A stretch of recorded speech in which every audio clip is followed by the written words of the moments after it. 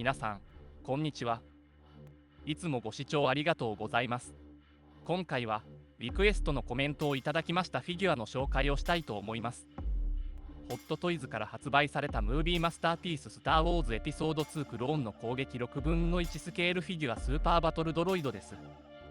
このフィギュアは、スター・ウォーズエピソード2クローンの攻撃に登場したスーパーバトルドロイドを再現したものです。ホットトイズから2024年4月に発売されました。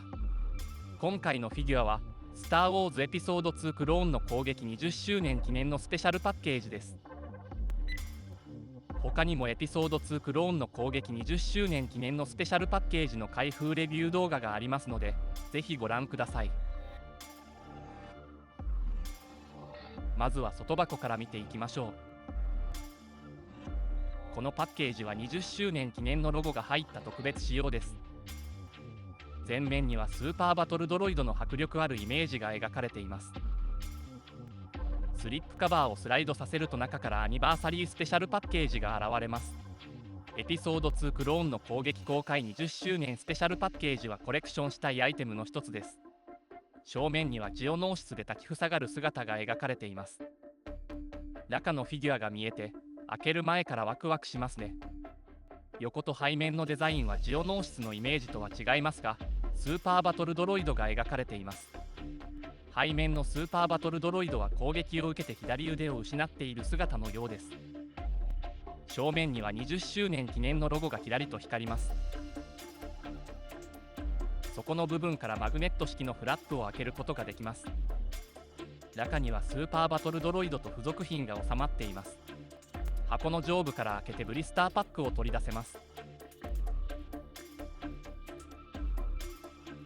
まずは本体を見ましょう。取り出してみると、その重厚感とディテールの細かさに驚かされます。まるでダイキャスト製かと思わせるような見た目です。しかし、金属製ではなくプラスチック製で、とっても軽いんです。000がダイキャスト製で販売価格税込み4万5千円に対して、スーパーバトルドロイドは販売価格税込み4万2千円。価格を抑えるためにダイキャスト製にせずにプラスチック製にしたというわけでもなさそう。何が理由だったのでしょうね。でも、見た目にはダイキャスト製を思わせる重厚感です。このスーパーバトルドロイドは、全高約32センチ、18箇所以上が稼働するフィギュアです。大きく重量感があるどっしりとしている上半身は、特徴的なシルバーで塗装されています。各部のメカニカルな構造やジョイント、右腕に備えたキャノンなど、質感や細部に至るまで精巧な仕上がりになっています。付着した傷や汚れなどを表現するためにウェザリングが施されています。今回は、各部を細かく見る前に、ライトアップ機能の解説をします。背面にある膨らみのあるパネルを取り外します。すると電池を入れるためのボックスの蓋とスイッチがあります。電池ボックスの蓋はネジで止まっているのでネジを緩めます。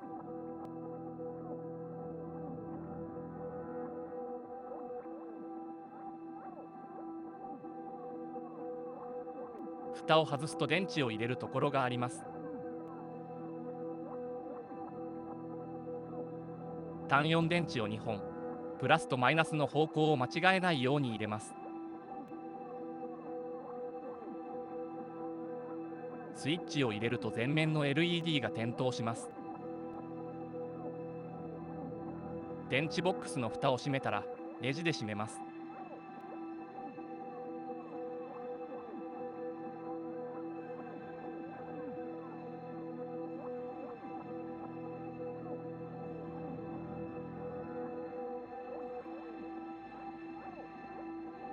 最後に背面のパネルを取り付けます。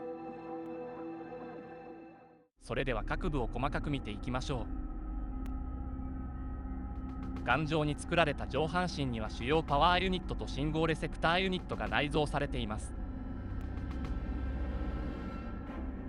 前面上部の顔のように見える部分は認知モジュールです。首はなく、上半身に埋まるように備え付けられています。ボキャブレーターを内蔵しており、B1 バトルドロイドより低い声で会話することができます。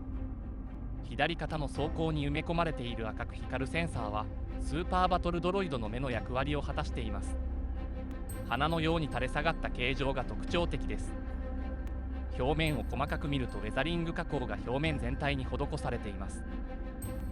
強固に守られた上半身は B1 バトルドロイドの弱点を強化した装甲になっています。重装甲はサートロン製の金属プレートが採用されています。各パーツの合わせ目にはウェザリング加工が施されていて、劣化のリアルさを表現しています。肩は丸くしなやかな形状をしています。腕は B1 バトルドロイドの獅子より強力です。太く強力なパワーを支える腕には細いパーツもあるので、扱いに注意が必要です。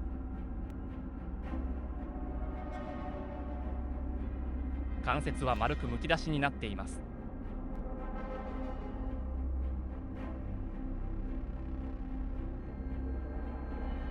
他のフィギュアのような関節とは違い、自由度は低くできています。腕のデザインも特徴的で滑らかな曲線を描いています。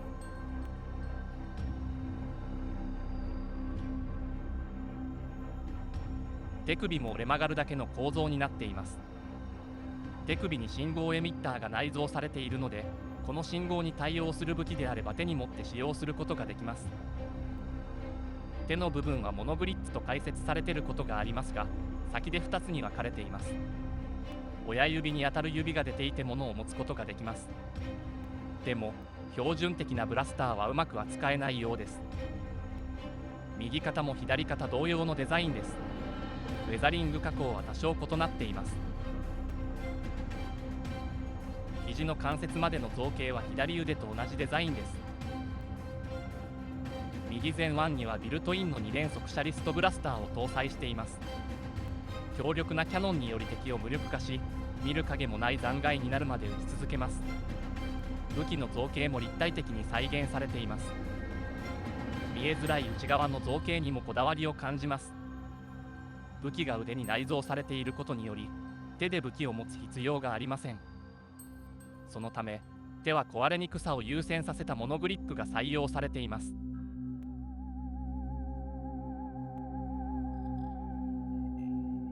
脇の部分は前後の金属色のプレートではなく黒いパーツが採用されています。装甲腹部は他の金属色部分とは違い、柔軟性のある可動式装甲ボディが採用されています。フィギュアとしても柔らかい素材が使用されています。金属色部分との素材の違いははっきりとしています。くびれている部分を見ても B2 スーパーバトルドロイドが B1 バトルドロイドの改良版であることがわかります。関節のような造形は甲殻類や昆虫を思わせる不気味さがありますね。背面も同様な造形になっています。細かく見ても柔軟性を重視した設計になっているようです。股関節も B1 バトルドロイドの改良版である様子がうかがえます。強力なトルクモーターを採用していて初速や張力など全ての軌道を安定的に供給します。高度なジャイロスタビライザーを搭載していない分、トルクモーターが簡易運動アルゴリズム制御プログラミングによって大きな上半身を支える要になっています。上半身は強靭な装甲で覆われているのに対して股関節がむき出しになっているのは不思議です。腰の接合部分も大きな軸が使用されていて機動力を上げているようです。左右同様の造形が施されています。足は上半身に比べて細く B1 バトルドロイドの足を思わせます。ただし奥行きの幅は B1 バトルドロイドより広く作られています。腰の軸の下の内側は太く膨らんで頑丈にできています。トルクモーターからの力が加わるからでしょうか。膝から下も同様に細く作られています。奥行きもももに比べると幅はないようです。膝関節も大きなジョイントが採用されています。強力な装甲で重量が増大した B2 スーパーバトルドロイドを支えるためには関節も強くなる必要があるようです。くらはぎには羽状のものが出ています。これは余分な熱を放射するベーンです。足も強く作られているようです。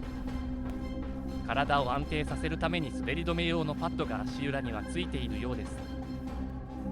また鍵爪に交換できるストラップオンの足先になっています。ただ今回のフィギュアにそのようなギミックはないようです。足首も頑丈なジョイントが採用されています。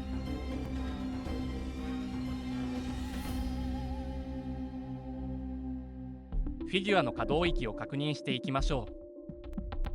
肩は横に伸ばせるようになっています。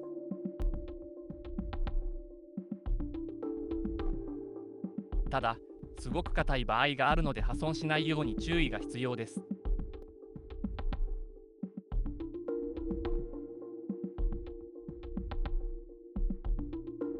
肩を横に伸ばした状態で横方向に35度開くことができます。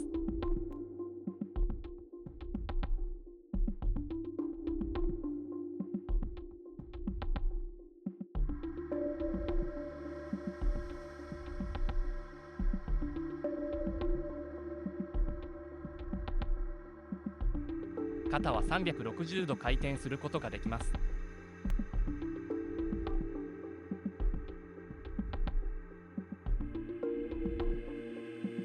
肘は90度曲げることができます。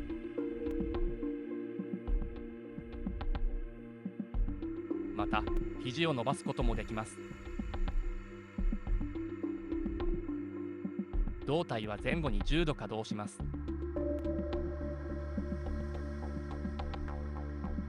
股関節は360度回転できます。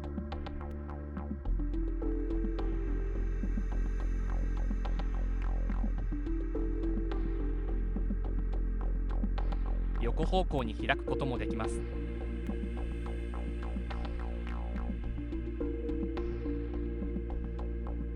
膝は90度曲げることができます。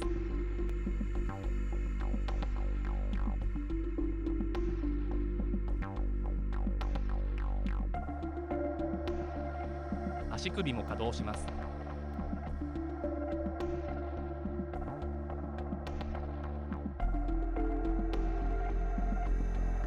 2本の指と親指は曲げることができます。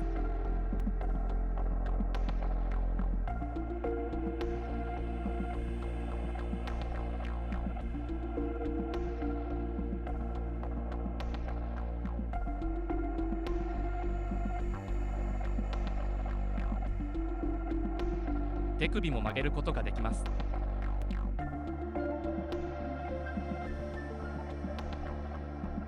肘は回転することもできます。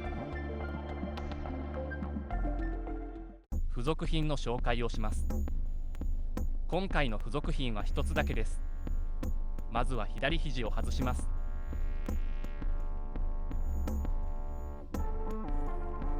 抜きづらい場合がありますので、破損に注意しながら抜きます。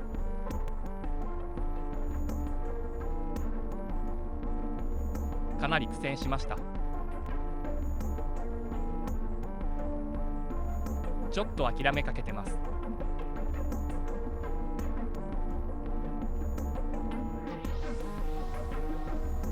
やっと抜けました。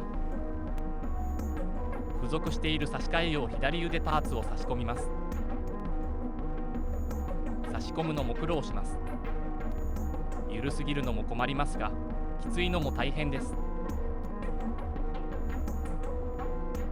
このパーツを使用することで戦闘で破損した状態を再現することができます。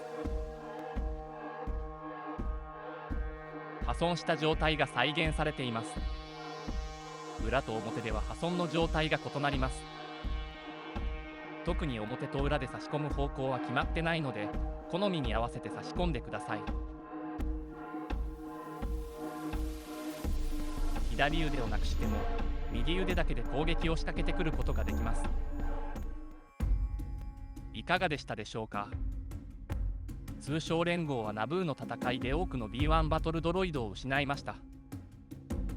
それを教訓にスーパーバトルドロイドは強力なドロイドとしてバクトイドコンバットオートマタ社がテクノユニオンと協力して開発しました。B1 バトルドロイドと共通のパーツを使いコストを抑えつつも、より強力で頑丈な装甲で身を包んでます。外部の指令システムに頼らなくとも行動が可能になってます。ジオノーシスの戦いに投入されるとジェダイたちを圧倒し制圧してしまいました。恐れも疲れも知らないこのドロイドは戦場で圧倒的な力を発揮します。後にさらなる改良が加えられ、両腕にロケットランチャーを装備したりジェットパックで空を飛ぶこともできました。ただ今回のフィギュアには付属されませんでした。